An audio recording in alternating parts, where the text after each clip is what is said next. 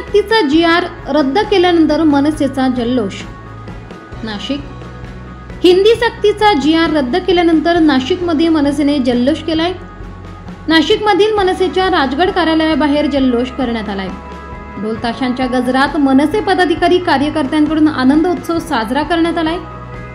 5 तारखेच्या विजयी मोर्चा आणि सभेला मोठ्या संख्येने नाशिकहून मुंबईला जाणार असल्याचे पदाधिकारी कार्यकर्त्यांनी सांगितले।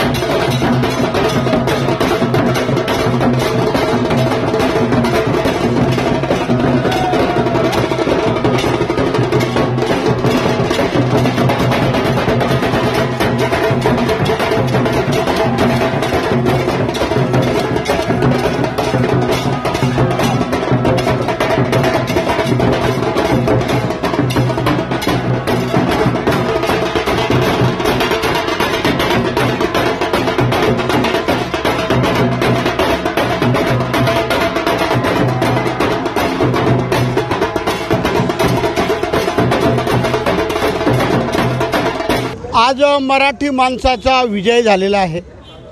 हिंदू जननायक माननीय राजसाहेब ठाकरे आणि माननीय उद्धवसाहेब ठाकरेंनी जो मराठी भाषेचा जी.आर. महायुती सरकारला रद्द करावा लागला, महाराष्ट्रातील तमाम मराठी माणसाचा रेटा आणि दोन्ही ठाकरे बंधूंचा आवाज, त्यांची ताकद, त्याच्यापुढे महायुती सरकारला माघार घ्यावी लागली, त्यांचा पराजय झालेला आहे।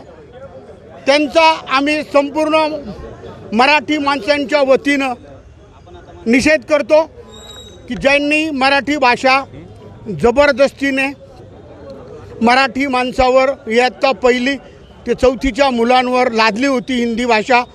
हिंदी भाषेला कोणाचाही विरोध नाही, परंतु पहिली ते चौथीपर्यंत ही हिंदी भाषा नको आहे हे हिंदू जननायक राजसाहेबांचं पहिल्यापासून विरोध होता आणि ते आज विजयी झालेले आहेत। राजसाहेब, उद्धवसाहेब, या महाराष्ट्रातील मराठी माणूस विजयी झालेला आहे। यापुढे सुद्धा महायुती सरकारला खूप मोठा धक्का बसणार आहे। हा मोठा धक्का आहे।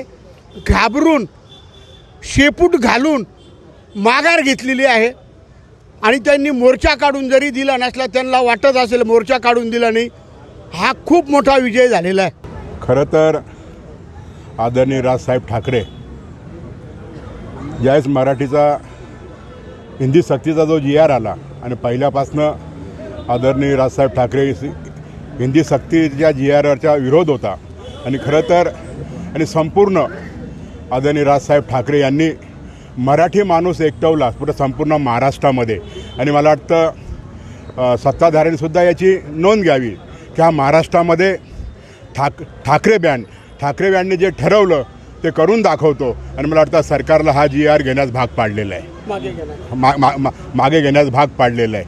आणि असं वाटत असेल का बा मोर्चा निघाला नाही आहे, पण संपूर्ण महाराष्ट्रामध्ये एक आनंदाचं वातावरण आहे। आदरणीय राजसाहेब ठाकरे, उद्धवसाहेब ठाकरे जो निर्णय घेतील 5 तारखेला विजयी सभेचा, नाशिकमधून आम्ही सर्वात जास्तीत जास्त कार्यकर्ते आणि मराठी माणूस या विजयी सभेला आम्ही जाणार।